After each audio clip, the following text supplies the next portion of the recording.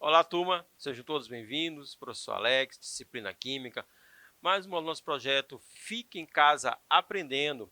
Turminha, espero que vocês estejam aproveitando as aulas, acompanhando todas as disciplinas e dedicando aos estudos.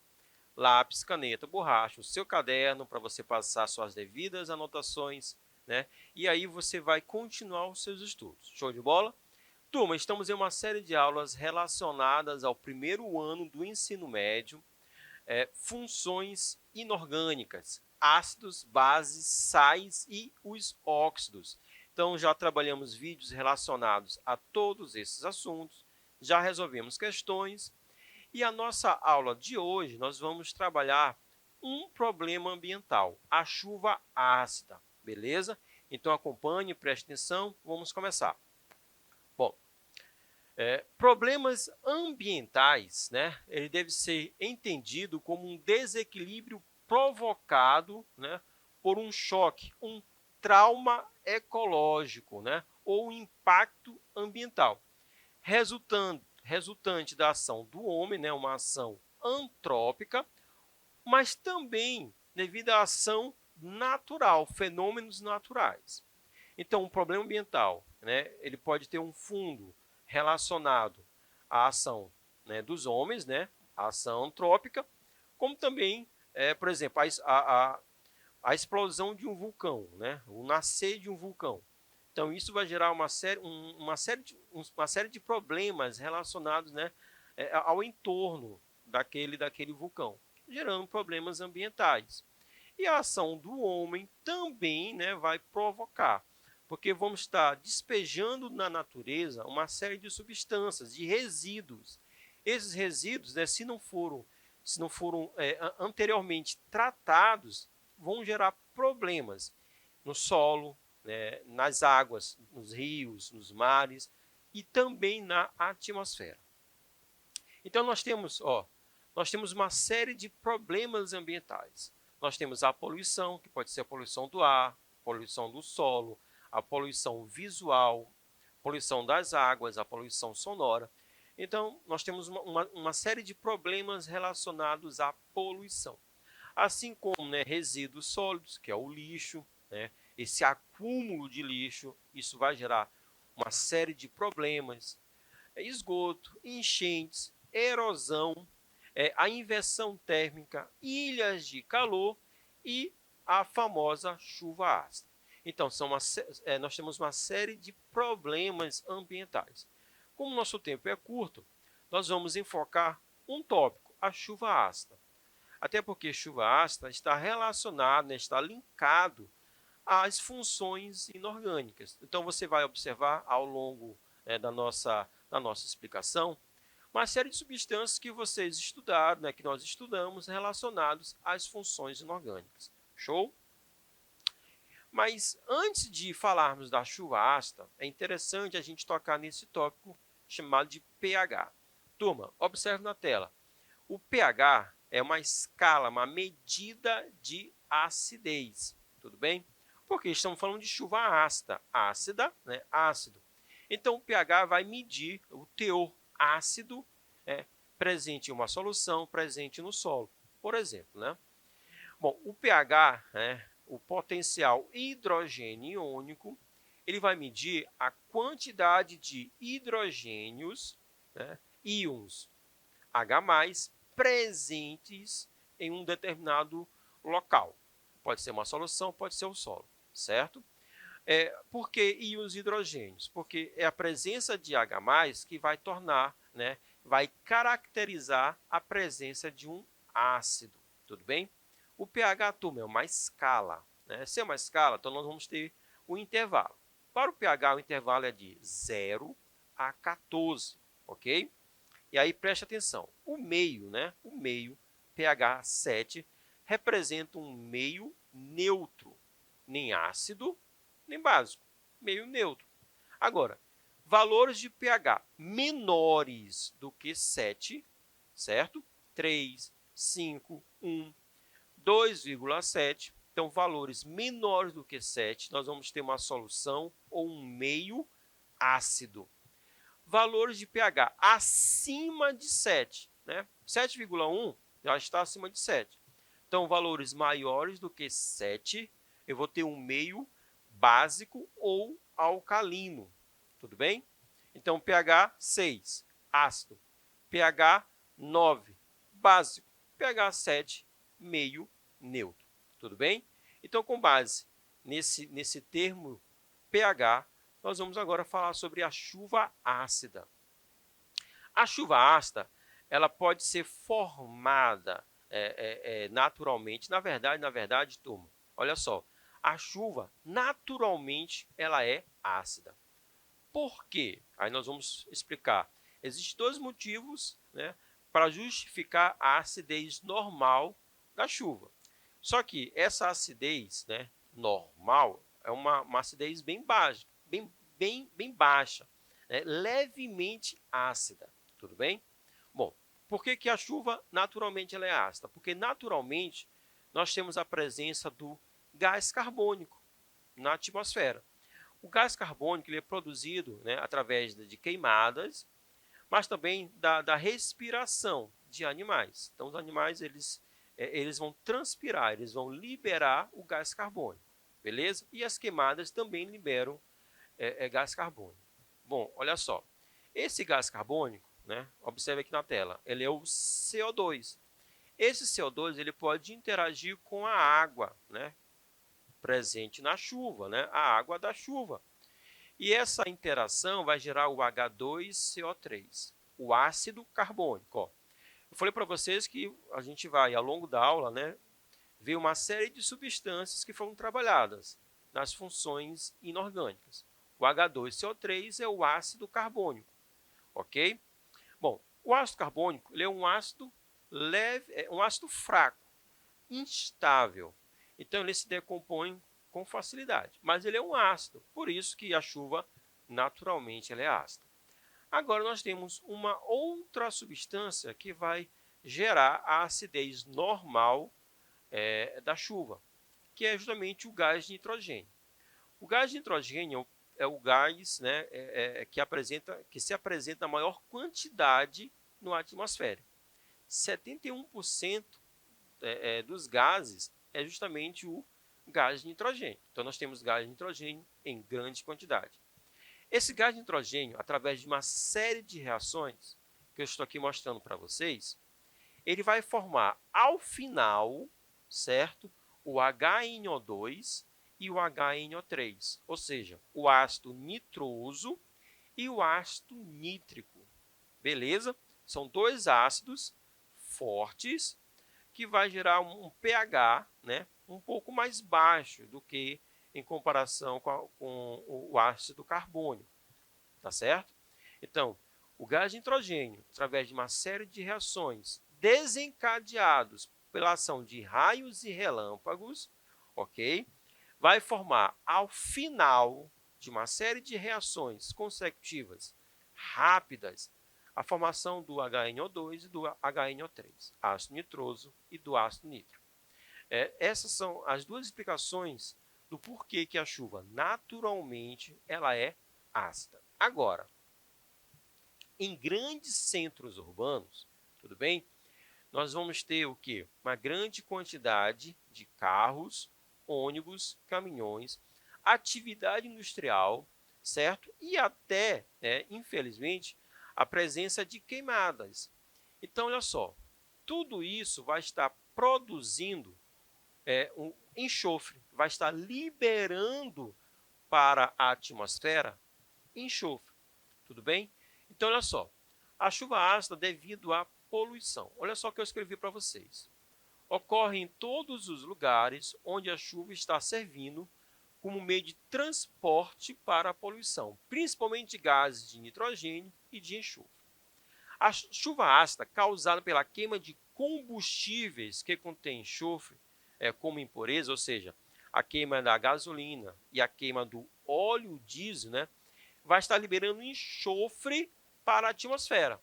Então, esse enxofre vai reagir com o oxigênio presente na atmosfera, gerando o SO2, o dióxido de enxofre. Esse dióxido de enxofre vai continuar as reações, certo?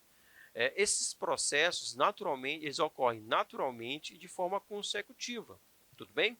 Então, o SO2 ele vai interagir novamente com o oxigênio, produzindo o SO3, o trióxido de enxofre, tudo bem? Bom, esse trióxido ele vai interagir, vai reagir com a água, na verdade vai se dissolver na água. Então, a chuva, né, nesse caminho, né, das nuvens até o solo, vai estar absorvendo esse SO3, o trióxido de enxofre. E aí eu vou ter a formação do H2SO4. O H2SO4, em comparação aos ácidos anteriormente citados, ele é o mais forte. O ácido sulfúrico, né, o H2SO4, é um ácido extremamente forte. Então, isso vai gerar um pH muito baixo dessa chuva, certo? Tornando essa chuva, né, que vai receber esse nome, chuva ácida. Olha só esse esquema que eu trouxe para vocês. Então, a atividade industrial, certo? E também a ação, né? Os gases eliminados pelos veículos vão estar mandando para a atmosfera o SO2, o NO2 e o CO2. Esses gases vão interagir, né, com a água da chuva, gerando a chuva ácida. E quanto mais desses gases estiverem presentes na atmosfera, mais ácida vai ser a chuva. Isso vai trazer uma série de problemas, né? Tanto para as águas, quanto para as plantas, né? Para a atividade, para o ser humano, para as construções. Vamos explicar tudo isso já já para vocês, certo? São justamente os efeitos da chuva ácida. Então, para a saúde humana, então nós temos, olha só, um índice maior de asma e sinusite, certo? Com relação aos olhos, há uma maior probabilidade da formação de conjuntivite, né, aquela inflamação nos olhos. Para os brônquios, né, há uma maior predisposição dessa broncopneumonia, que é uma inflamação nos alvéolos e também nos brônquios. Para os pulmões, né, aumenta o risco de enfisema, o enfisema é uma doença degenerativa. Então, o pulmão ele vai aos poucos, né, deixando de funcionar, né? E também para o coração, há um aumento de doenças cardiovasculares, certo? Para o meio ambiente, olha só, o meio ambiente vai estar recebendo o quê? Ácido, né? Uma chuva extremamente ácida, beleza? Então, olha só, isso vai gerar, por exemplo, desmatamentos. Então, a chuva ácida faz clareiras, matando 2 ou 3 árvores, né?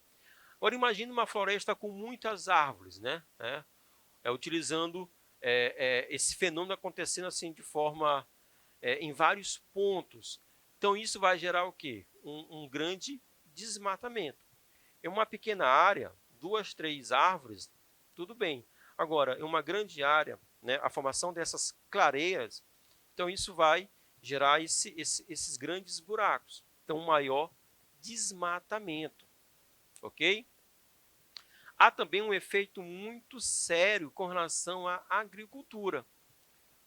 E isso também impacta os seres humanos, né? A população daquela cidade, a população daquela região. Então, o que acontece? Na verdade, toda cultura, né? Toda planta, todo cultivo, ele precisa de um pH específico do solo, tudo bem? O solo não pode ser nem tanto ácido, nem tão básico. Ele tem um intervalo ideal para o cultivo, né, de determinadas plantações. Então, com a ocorrência da chuva ácida, e olha só, vamos imaginar uma cidade A. Então, uma cidade A, né, apresenta grande quantidade de carros, caminhões, ônibus, atividade industrial. Então, isso tudo está liberando esses gases que vão gerar a chuva ácida. Só que a chuva ácida não vai cair somente naquela cidade, né? Existe a ação dos ventos, então isso vai deslocar as nuvens e esses gases para outras regiões. Então esse é o grande problema. Normalmente o cultivo, né, as plantações ocorrem em lugares mais distantes dos centros urbanos. Só que eles não estão ilesos da ação da chuva ácida. Devido à ação dos ventos, né, essa chuva ela pode ser transportada para essas regiões. E isso vai modificar o solo, o pH do solo, vai modificar o pH das águas, né, dos rios que são utilizados para a agricultura. Então, isso vai gerar problemas nas plantas, né, nesses cultivos, gerando uma menor produção. Isso vai afetar, né, a população como um todo. Efeitos no meio urbano. Então, nós temos muitas estátuas, né, e também a gente utiliza muito mármore na construção civil. E esse mármore e essas estátuas, elas são muito sensíveis a esses ácidos, porque o mármore, né, que é um tipo de sal, é o carbonato de cálcio, CaCO3, ele é muito sensível, né, ele reage com facilidade na presença dos ácidos. Isso vai gerar uma decomposição, um desgaste. Então, obras serão perdidas, né, estátuas serão perdidas por causa da ação da chuva ácida, né? No meio aquático, né, nós já falamos um pouco. Então, essa chuva caindo em lagos, em especial em lagos, porque nos rios nós temos uma água corrente, né? Então, em uma região ela pode ficar ácida, mas com o passar do tempo, né, com o transporte dessa água, então nós podemos ter um reequilíbrio. Mas em lagos não. Então, em lagos, a concentração dos ácidos devido à chuva será maior. Isso vai gerar um menor pH. E um dos grandes problemas é a mortandade dos peixes, porque também os peixes eles estão condicionados a um pH ideal. Então, se a gente modificar esse pH, então nós vamos ter um desequilíbrio no meio e isso vai gerar a morte daquela população aquática. E, turma, nós já falamos muitos problemas gerados pela chuva ácida. Agora, como evitar? Né? Como evitar? Será que é possível? Eu trouxe aqui para vocês, né, algumas coisinhas para a gente refletir. Olha só. A gente pode evitar, né, por meio do nosso conceito de energia, do emprego da energia. Então, hoje em dia, o carvão, o petróleo, o gás natural, eles são utilizados para produzir 75% da energia que utilizamos. Então, nossa principal fonte energética hoje, que é o carvão, o petróleo e o gás natural, né, essa fonte ela vai gerar resíduos, né, principalmente o gás carbônico, mas também muito enxofre e nitrogênio, e isso vai gerar essa chuva ácida. Então, se a gente utilizar fontes renováveis, aumentar o consumo, a utilização da energia solar, da energia eólica, então isso vai diminuir esse impacto, essa produção desses gases nocivos. Também, né, aí nós vamos, uma dica para os políticos, olha só, transporte coletivo, se a gente melhorar esse transporte coletivo, então muitas pessoas vão deixar os seus carros em casa e utilizar esses meios para ir para as escolas, para as universidades, para o serviço, né, para o lazer, para os passeios. Então a gente precisa melhorar o transporte coletivo, né? E também precisamos melhorar as leis, né? A elaboração de uma rigorosa legislação antipoluição que obrigue as fábricas a instalarem filtros, né, nas suas chaminés, a tratar os seus resíduos e a usar processos menos poluentes. Uma melhor fiscalização dos emissores de poluentes, veículos, indústrias, impor limites nas quantidades de emissões de modo a respeitar o Tratado de Quioto. Então, com uma legislação melhor, mais dura, certo? E com uma melhor fiscalização, nós podemos gerar uma mentalidade diferente, né? E com isso, nós vamos gerar menos impactos para o nosso meio ambiente. Precisamos pensar nisso. Tá ok, turma? Espero que vocês tenham gostado. Até a próxima. Valeu!